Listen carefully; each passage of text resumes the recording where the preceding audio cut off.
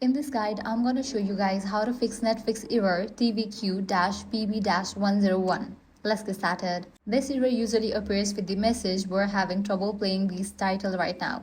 Please try again later or select a different title." And it typically means that there is an issue with the data stored on your streaming device that's preventing Netflix from playing the video. To fix it, first, select More Details on the error screen if that option is available. Then choose Reload Netflix and try playing the title again. If the error continues, completely restart your streaming device by turning it off and unplugging it from the power source for at least 30 seconds before turning it back on.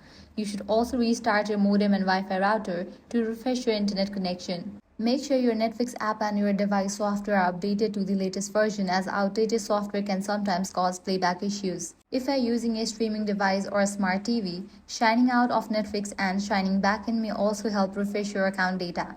If the problem only occurs with one movie or TV show, try playing a different title to see if the issue is content specific. If none of these steps work, contact Netflix support for the further assistance, as they may be able to identify the cause of the error on your account or device. And that's it. If this guide helped you out, do not forget to like, share, and subscribe.